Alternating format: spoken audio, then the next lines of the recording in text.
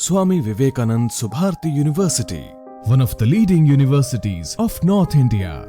250 acres campus, 220 plus professional and vocational programs, 20,000 plus students, state-of-the-art infrastructure. Come and give wings to your career with Swami Vivekanand Subharti University, where education is a passion. NH58, Meerut, Delhi, NCR. स्वागत है आपका news निवारण TV पर। मेरठ के अंदर इस वक्त एक आंदोलन चल रहा है। आंदोलन समाजवादी पार्टी के नेता विधायक अतुल प्रधान द्वारा किया जा रहा है। आंदोलन का सीधा मकसद प्राइवेट स्कूल और अस्पतालों के खिलाफ है। सीधे सीधे अतुल प्रधान का आरोप है कि प्राइवेट स्कूल और अस्पतालों में लूट हो रही है और इसी को लेकर आज महापंचायत हुई। महापंचायत में यह निर्णय लिया गया, या तो उनकी मांग मानी जाए या फिर अतुल प्रधान अब जो विक्टोरिया पार्क है वहां से कलेक्ट्रेट कूच करेंगे, जिसके बाद एडमिनिस्ट्रेशन में हड़कंप मच गया। आनंद फानन में तमाम अधिकारी मौके पर पहुंचे और एक आश्वासन दिया कि वो उनकी मांगों को मानेंगे, नहीं तो कलेक्ट्रेट की तरफ लोग जा सकते हैं। उसमें एक टाइम दिया गया, लेकिन इस आंदोलन को लेकर एक चर्चा शहर में बनी हुई है। तरह तरह के व्यू आ रहे हैं। कई लोग ऐसे हैं जो इसकी आलोचना कर रहे हैं, कई लोग ऐसे हैं जो इसके फेवर कर रहे हैं, इसको सराह रहे हैं। लेकिन इस वक्त हम पहुंचे हुए हैं मेरठ के गढ़ रोड पर। यहाँ मेरे साथ कुछ वक्ता जुड़ेंगे, व्यापारी भी हैं, एडवोकेट भी हैं। उनसे भी आखिरकार चीज़ जानेंगे कि वो क्या सोचते हैं इस आंदोलन को लेकर। ये आंदोलन सही है, गलत है, क्या राय है। सर, स्वागत है सबसे पहले आपका न्यूज निवारण टीवी पर। अपना पूरा नाम बताइए और बताइए कि जो अतुल प्रधान का आंदोलन है आप क्या सोचते हैं उसको लेकर। मेरा नाम रिजवान चौहान है और इस आंदोलन को लेकर मैं ये सोचता हूँ कि ये काम उनका सराहनीय काम है, क्योंकि जो प्राइवेट स्कूल और हॉस्पिटलों ने लूट मचा रखी है उसके लिए बहुत अच्छा काम कर रहे हैं कि गरीब आदमी को कहीं ना कहीं से फ़ायदा हो। क्योंकि एक तो बीमार हो के जब आदमी आता है और कहीं वो हॉस्पिटल में गलत हाथों में चला जाता है तो उसका इतना बड़ा बिल बन जाता है कि वो समझ नहीं आता इसे पे कहाँ से करूँ। तो ये चीज़ें बहुत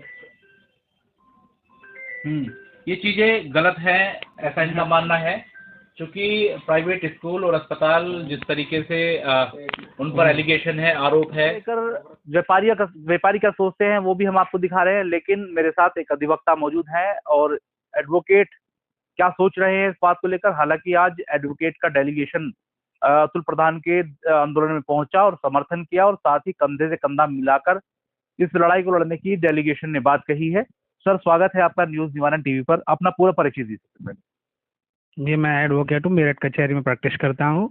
और मैं ये कहना चाहूँगा कि जो अतुल प्रधान फिलहाल जिस धरने के लिए बैठे हुए हैं उस धरने को लेकर अगर वो धरना कामयाब होता है तो हर गरीब आदमी जहाँ पर अपना इलाज कराने के लिए अस्पतालों में, बड़े बड़े अस्पतालों में जाना होता है, वहाँ डरेगा नहीं, हिचकेगा नहीं और किसी भी प्रकार की कोई उसको मुसीबतें नहीं आएंगी बाद में।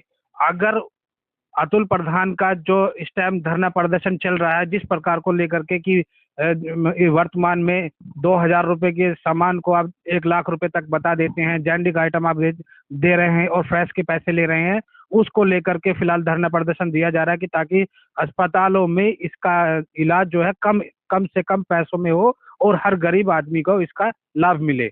दूसरी बात यह है, स्कूलों में, कॉलेजों में जो पढ़ाई चल रही है उसकी फीस, अब बड़े बड़े स्कूलों में जाओ, कोई 1 लाख मांगता है, कोई 2 लाख मांगता है, कोई 3 लाख मांगता है। अगर सरकारी स्कूलों में, सरकारी कॉलेजों में इन चीज़ों की आवश्यकता हो जाए, बड़े बड़े टीचर रख दिए जाएं और उनको अच्छी पढ़ाई करा दी जाए सरकारी स्कूलों में, तो प्राइवेट स्कूलों में कभी कोई कहीं नहीं जाएगा।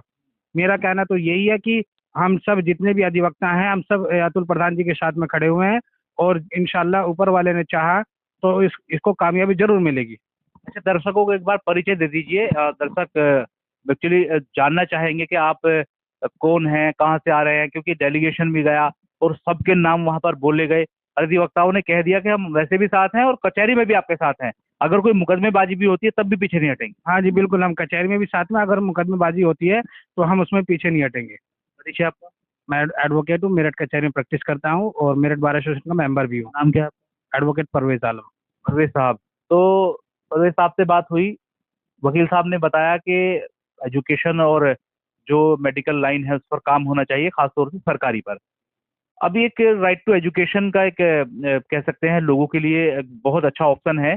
जो निर्धन है, जिसके पास पैसा नहीं है, वो अपने बच्चों को किसी भी महंगे स्कूल में या किसी भी बड़े स्कूल में राइट टू एजुकेशन के माध्यम से पढ़ा सकता है। अतुल प्रधान ने सवाल खड़ा किया कि राइट टू एजुकेशन का डाटा दीजिए, जो अक्षम है उनके एडमिशन नहीं हुए हैं, जो सक्षम है वो पैसे के बल पर एडमिशन हो गए हैं। अभी तक भी जो डाटा है बेसिक शिक्षा विभाग जो नहीं दे पाया है।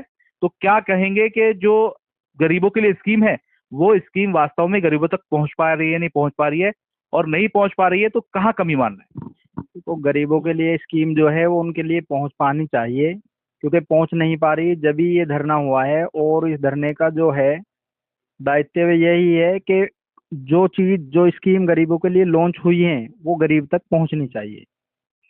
तो मैं तो यही कहूंगा कि वो धरना ये एक राजनीति से अलग हटा के भी बात करें अगर हम, तो वो सही काम कर रहे हैं। अच्छा, उन्होंने कहा कि जो हॉस्पिटल जो डॉक्टर्स हैं, डॉक्टर्स किसी को देखते हैं मरीज को तो उनकी दवाई उन्हीं के बराबर वाले स्टोर पर मिलती है। उन्होंने कहा ये गलत है, लोगों को दोनों तरीके से आप महंगी फीस ले रहे हैं, और फिर दवा पर जब वकील साहब ने कहा अगर दवाई भी जेनरिक है तो वो भी पूरा पेमेंट है, क्योंकि हर आदमी को पता ही नहीं है दवाई का क्या मार्जिन है। अतुल प्रधान ये कह रहे हैं कि मार्जिन दवा की जो रेट है वो वास्तव में कम है, लेकिन उस पर जो एमआरपी है वो बहुत हाई है, आप कम से कम भी कर लेंगे तब भी नहीं पूरा पड़।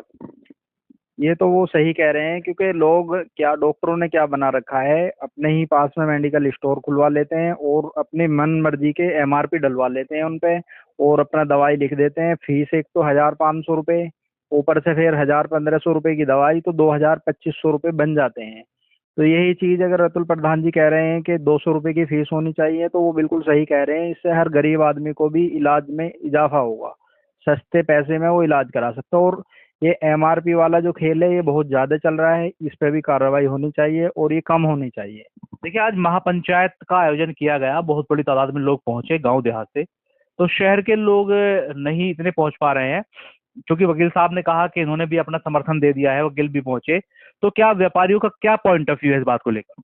व्यापारी भी देखो पहुंच रहे हैं, कुछ व्यापारी गए भी हैं शायद, और व्यापारियों के मन में तो यही है कि वो बिल्कुल सही कर रहे हैं, और व्यापारी भी इस चीज का समर्थन देंगे उन्हें, और दिया भी है। जैसे हम हैं व्यापार कर रहे हैं, मगर हमारा पूरा समर्थन उनके साथ है, क्योंकि वो एक अच्छे काम की पहल करी है उन्होंने, और ये बहुत अच्छा काम है, ये करना जरूरी है। क्योंकि आने वाले टाइम में बच्चों शिक्षित होंगे तो तभी देश आगे बढ़ेगा। बेशक जो बच्चे शिक्षित होंगे और बच्चों की जो एजुकेशन है वो अगर सस्ती हो जाए तो हर एक घर में हर वो बच्चा जो निर्धन है वो पढ़ सकता है, अच्छे स्कूल में एजुकेशन ले सकता है और देश का भला कर सकता है, देश का भविष्य बन सकता है। वकील साहब क्या कहेंगे, जिस तरीके से एजुकेशन और जो मेडिकल लाइन है वो बहुत महंगी हो गई है। अतुल प्रधान का धरना जायज तो है, लेकिन आपको नहीं लगता कि आजाद देश में, आजाद भारत में बहुत समय लग गया इस काम को करने में? अगर पहले हो जाता तो बहुत बड़े लेवल पर लोगों को शिक्षा भी मिल जाती और वो मेडिकल लाइन से अगर लोगों को फायदा भी हो जाता, क्योंकि बहुत बड़े लेवल पर जो छोटे छोटे अस्पताल खुले हैं उनमें बहुत ज्यादा अच्छे जो है मेडिकल फैसिलिटीज नहीं होती है, लोगों को जान गंवानी पड़ जाती है। मेरा कहना तो ये है कि आज तक किसी ने भी इसकी पहल नहीं करी है जो अतुल प्रधान ने की है। अतुल प्रधान ने बहुत अच्छा काम किया है इसको पहल करके कि भाई लोगों को शिक्षित किया जाए और बच्चों को शिक्षित किया जाए। और दूसरी बात मेडिकल लाइन के लिए कि मेडिकल लाइन में सबसे जो महंगाई है उस महंगाई को रोका जाए, ताकि लोगों को जो बीमारियां चल रही हैं इस टाइम में, वर्तमान में बहुत गंभीर बीमारियां हैं और उल्टी सीधी बीमारी बता करके उनसे अलग प्रकार से उल्टा सीधा पैसा लिया जाता है कि भाई ये 10 रुपए की जगह 10,000 दे दो, 20 रुपए की जगह 20,000 दे दो। ठीक है, तो बेशक जो वकील साहब कह रहे हैं उन बातों में कहीं ना कहीं सच्चाई तो है, क्योंकि देश नहीं, प्रदेश नहीं, हर जगह ये बात कही जाती है कि जो मेडिकल है फैसिलिटीज है वो काफी महंगी है। और अगर बड़ी बीमारी की हम बात कर लें तो बड़ी बीमारी की उस स्तर के यहाँ फैसिलिटीज नहीं है जो होनी चाहिए। मेरठ के एक बड़े डॉक्टर हैं, कैंसर के डॉक्टर हैं, नाम नहीं लूंगा, उन्होंने ये कहा है कि जो कीमो की दवाई होती है जो 45 हजार रुपए में पेशेंट को दी जाती है, उसकी जो कीमत है मात्र 9 से 13 हजार तक की होती है। उन्होंने ये बताया, खुल्लम खुल्ला न्यूज निवारण टीवी पर ये दावा वादा किया, और उन्होंने कहा कि अगर किसी को ऐसा लगता है कि ऐसा नहीं है तो वो उनके पास जा सकते हैं, वो कैंसर की जो दवाइयां हैं वो सस्ती मुहैया करा देंगे और बाकायदा खुद इलाज करेंगे। तो ऐसे भी डॉक्टर हैं जो धरती के भगवान जिनको कहते हैं, ऐसे भी डॉक्टर हैं। आज के टाइम में जो बहुत कम पैसों में इलाज कर रहे हैं और दवाएं भी बहुत सस्ती रखते हैं, लेकिन कुछ लोगों की वजह से इस तरह के धरने, इस तरह के आंदोलन होते हैं। लेकिन अब देखना होगा कि जो आंदोलन शुरू हुआ है, 5 दिन हो गए हैं चलते चलते, आंदोलन के बाद किस तरीके की व्यवस्था बनती है या नहीं बनती है। सहयोगी इरफान के साथ मनोवर चौहान, न्यूज निवारण टीवी, मेरठ। जय हिंद।